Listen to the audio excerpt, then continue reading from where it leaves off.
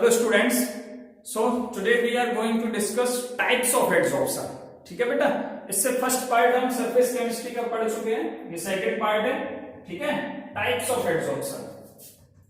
तो types of adsorption की बात करते हैं, दो तरीके के होते हैं एडसॉर्प्शन। ठीक है, types of adsorption.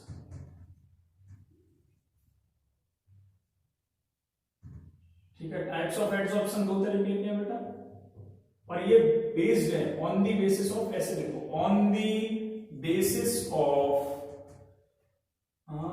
Intermolecular forces, adsorption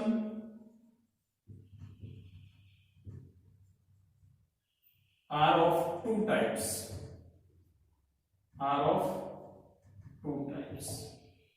ठीक है। फर्स्ट है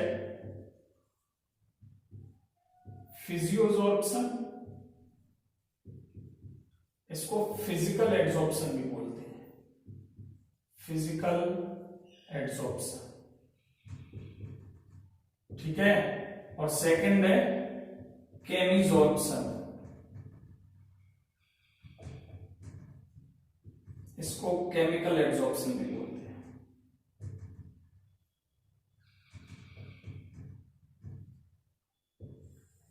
मैं तुम्हें ये दोनों पढ़ाऊंगा डिफरेंस के हिसाब से, कभी कभी क्वेश्चन भी पूछा जाता है। ठीक है, तो फिजिकल एडसॉर्प्शन बेटा किसे बोलेंगे, है ना। इसके अंदर जो फोर्सेस होंगे, देखो पहले एक बार थोड़ा बता देता हूं, फिजिकल और केमिकल प्रोसेस जानते हो तुम। फिजिकल मतलब बाहर वाली, सिंपल आया और चला गया, कुछ भी इसके अंदर नहीं गया, इससे कोई रिएक्शन नहीं हुई, केवल आया, कुछ दिन रह के चला गया। केमिकल में क्या होगा, आएगा, इसे डिस्टर्ब करेगा, डिस्टर्ब करने के बाद इसे थोड़ा सा चेंज करेगा यहां पे कुछ ना कुछ, और फिर जाएगा। दोनों में अंतर समझ में आ रहा है। फिजिकल में क्या है, आया बेचारा, थोड़े दिन रहा, रहने दो ना साहब, फिर चला गया। केमिकल में आऊंगा, तेरे घर में रहूंगा, तुझे परेशान करूंगा, कुछ डिस्टरबेंस बड़ा सा करके फिर जाऊंगा। ठीक है, तो दोनों में अंतर है, समझ में आ रहा होगा। तो केमिकल वाला ज्यादा भारी है, केमिकल वाला ज्यादा भारी है। तो इसके अंदर जो फोर्स होंगे, इस फिजिकल में क्या होगा, मॉलिक्यूल्स आए, अटैच हुए और चले गए, मॉलिक्यूल्स आए और अटैच हुए चले गए। तो फिजिकल एडसॉर्प्शन में क्या हो रहा है, weak van der Waals forces of attraction,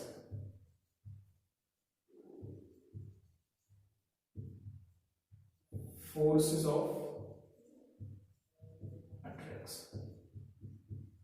sir ये अट्रैक्शन फोर्स कहां लग रहे थे, ये जो मॉलिक्यूल आया है और ये जो सरफेस है, इन दोनों के बीच में, यहां जो मॉलिक्यूल टच हुआ, इन दोनों के बीच में वंडरवाल फोर्स लग रहा है। ठीक है, तभी तो रुका है, नहीं फोर्स नहीं होगा तो क्यों रुकेगा वो।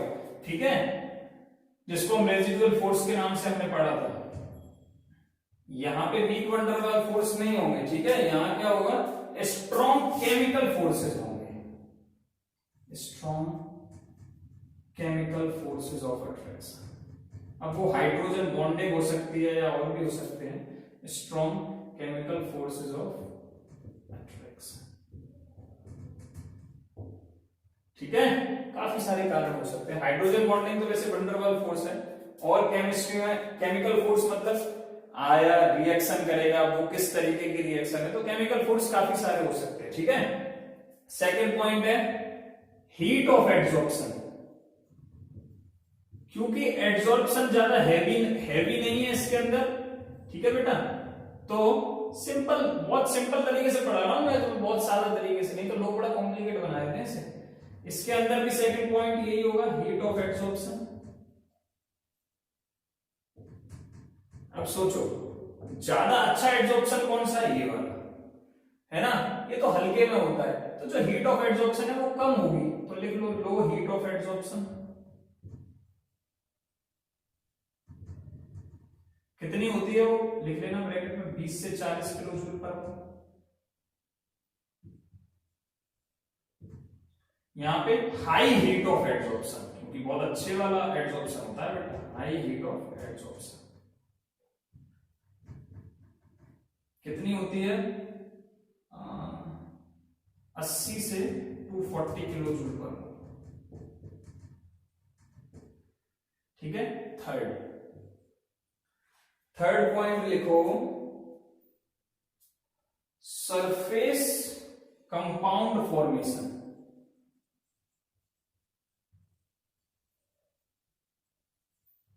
सरफेस पे क्या बनेगा? ठीक है, सरफेस कंपाउंड फॉर्मेशन में इसमें तो कुछ नहीं बनता है, इसमें बनेगा। ठीक है, सरफेस में देखो फिजिकल में क्या होगा, मॉलिक्यूल आया और जैसे आया वैसे ही चला जाता है। जब कुछ रिएक्शन ही नहीं कर रहा है, कुछ नहीं कर रहा है, तो कोई भी कंपाउंड नहीं बनता। तो यहां क्या लिखोगे, नो सरफेस कंपाउंड फॉर्मेशन। तो सर बहुत इजी है, हाँ बस तुम्हें सीक्वेंस याद होना चाहिए।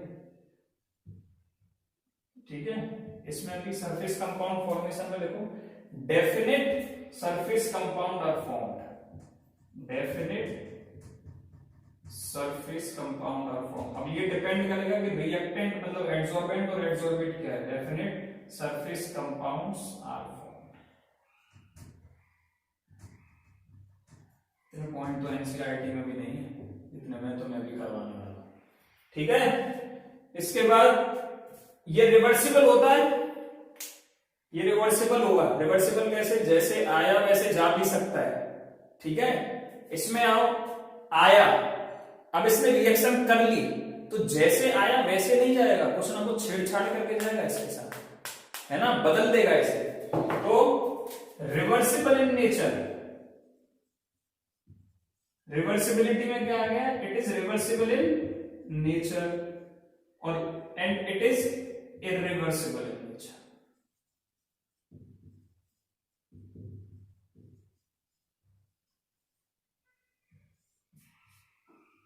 फिफ्थ, नीचे तक दिख रहा है क्या? मिनट, कैमरा टेढ़ा है, सॉरी बेटा, अब थोड़ा ठीक है।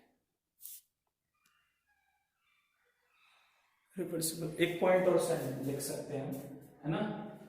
यहां पे एक्टिवेशन एनर्जी की बात आती है। ये एक्टिवेशन एनर्जी तो वहां चाहिए होती है ना जब केमिकल रिएक्शन होती है, यहां तो कोई रिएक्शन हो ही नहीं रही, तो यहां पे लिख सकता हूं मैं, नो एक्टिवेशन एनर्जी रिक्वायर्ड। केवल रेजिडुअल फोर्स से काम चल जाएगा, अट्रैक्शन करेगा, थोड़ी देर रहेगा, चला जाएगा। No activation energy required. और यहां पे हाई, यहां तो केमिकल रिएक्शन हो रही है भाई, हाई एक्टिवेशन एनर्जी रिक्वायर्ड। और वो डिपेंड करेगा कि रिएक्शन कौन सी है, एनर्जी रिक्वायर्ड। ठीक है, दिख रहा है ना फिफ्थ पॉइंट ठीक से, चेक करने में। ठीक है बेटा, ठीक है। सिक्स्थ पॉइंट लिखो, ऊपर से मिटा रहा हूं मैं थोड़ा, चीजें समझ में तो आ रही होंगी तुम्हारे। ठीक है, एक एक पॉइंट समझ में आना चाहिए बस, और ज्यादा डिटेल में जाने की जरूरत नहीं है, मैं ऐसा समझता हूं, बहुत इजी इजी से पॉइंट है। ठीक है, physical adsorption decreases,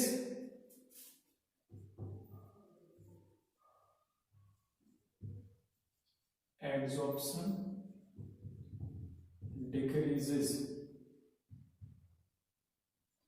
decreases with increase in temperature, with increase in temperature। और यहां पे chemisorption increases, increases with increase in temperature। ये क्या बोल रहे हो सर, तो नहीं समझ में आ रहा है हमारे, बस दिखाते जा रहे हो, समझाते हैं।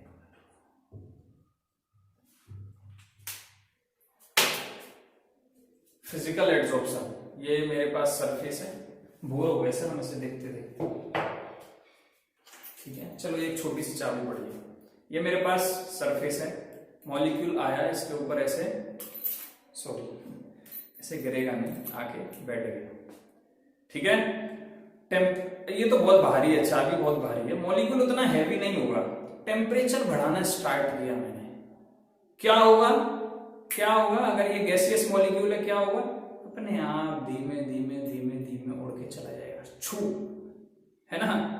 लेकिन केमिकल एड्सॉर्प्शन में ऐसा नहीं होगा। केमिकल में तो वो आया, रिएक्शन करके उसके साथ अच्छे से बैठ गया है, ठीक है। तुम जितना टेम्परेचर बढ़ाओगे रिएक्शन उतनी होगी, तुम जितना टेम्परेचर बढ़ाओगे केमिकल रिएक्शन उतनी होगी, जाएगा नहीं मॉलिक्यूल, क्योंकि उसके अंदर अच्छे से केमिकल फोर्सेस से अटैच है।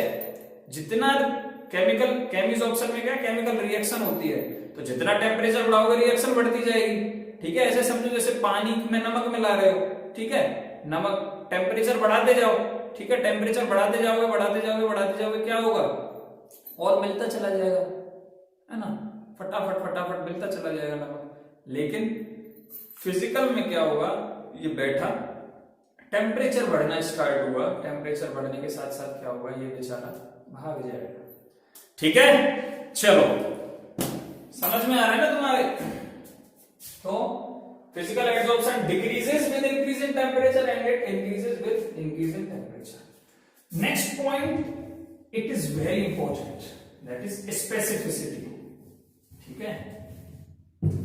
स्पेसिफिसिटी देखो 7 पॉइंट पे आ गए, इतने तो एनसीईआरटी में भी नहीं है।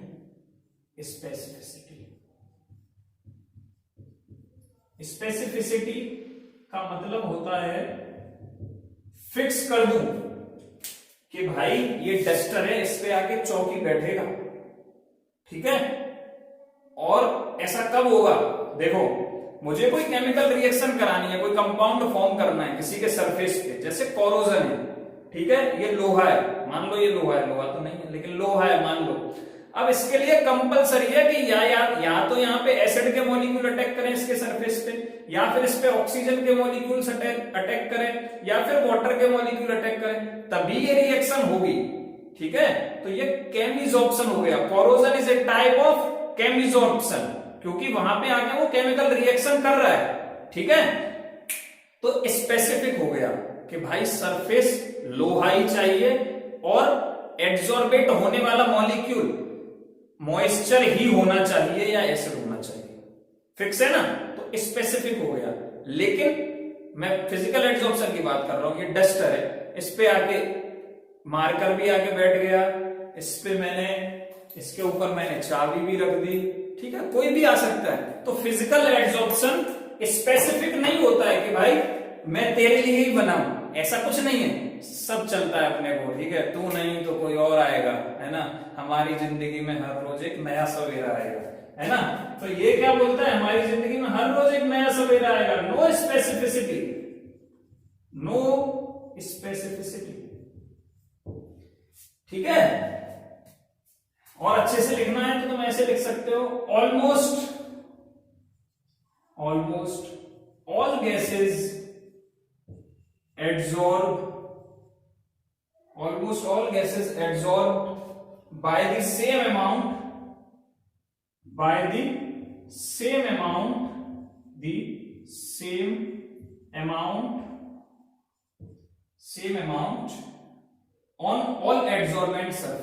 on all adsorbent surfaces,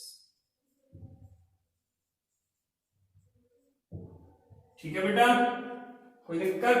यहां स्पेसिफिसिटी की बात करें, हाई स्पेसिफिक इन नेचर, है ना, हाईली स्पेसिफिक इन नेचर, अभी समझाया था मैंने, ठीक है। तो हम इसमें अगर पॉइंट लिखना चाहें तो क्या लिखेंगे, हाईली स्पेसिफिक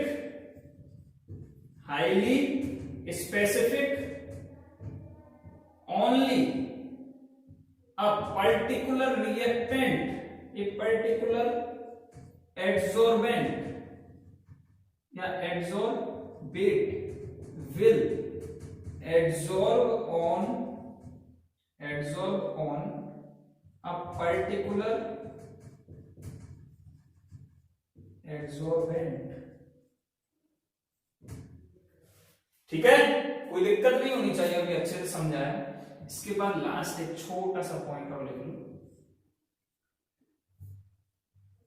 8वां, बड़ा इंपॉर्टेंट और बड़ा मस्त पॉइंट है, पहले समझा देते हैं। लेयर फॉर्मेशन, ये डस्टर है, इसके ऊपर ये एक मार्कर रखा मान लो मैंने, एक लेयर बन गई। फिर मैं बेटा दूसरा मार्कर लेता हूं, ठीक है। अगर इसके रेजिडुअल फोर्स अब भी बाकी हैं, समझने की कोशिश करना, ये जो यहाँ अटैच हो गया है, अगर यहाँ कुछ रेजिडुअल फोर्स बाकी रह गए तो क्या होगा, इसके रेजिडुअल फोर्स के कारण ये वाली लेयर भी यहाँ फॉर्म हो जाएगी, मतलब डबल लेयर भी फॉर्म हो सकती है। पता चला अभी भी रेजिडुअल फोर्स बाकी रह जाते हैं, ये तो मैंने मार्कर रखे हैं, गैसियस मॉलिक्यूल के रेजिडुअल फोर्स इसके बाकी रह जाते हैं, तो तीसरी भी बन सकती है, चौथी भी बन सकती है, पांचवी भी बन सकती है। जब तक सेटिस्फाई नहीं होगा तब तक लेयर फॉर्म होती रहेंगी। किसमें? फिजिकल एड्सॉर्प्शन में। केमिसॉर्प्शन में ऐसा नहीं होगा। क्यों नहीं होगा? कि भाई ये इसको तो ये मार्कर ही चाहिए बस, तो इसकी एक लेयर बन गई, रिएक्शन इन दोनों के बीच में होती रहेगी, चौथा या कोई भी और आके नहीं बैठेगा, ठीक है। किसमें? केमिसॉर्प्शन में, ठीक है बेटा। तो हम इसमें बोल सकते हैं मल्टी लेयर फॉर्मेशन। क्या बोल सकते हैं? Multi layer formation. और इसमें क्या बोलेंगे बेटा? Monolayer formation. एक ही लेयर बनेगी, मोनो मतलब सिंगल, मोनोलेयर फॉर्मेशन। क्या ये चीजें क्लियर है तुम्हें? ठीक है, कोई डाउट नहीं होना चाहिए। आज बहुत छोटा वीडियो रहा हमारा, केवल यही पढ़ेंगे। इसके बाद क्योंकि मैथमेटिकल टर्म्स आने वाले हैं, अब थोड़ा सा एक छोटा सा न्यूमेरिकल पार्ट आता है बस इस चैप्टर में, इसीलिए उसके लिए एकदम सेपरेट वीडियो बनाएंगे। आज के लिए इतना ही काफी है। Thank you for watching. अगर तुम्हें अच्छा लगता है तो अपने दोस्तों के साथ ये वीडियो शेयर करो।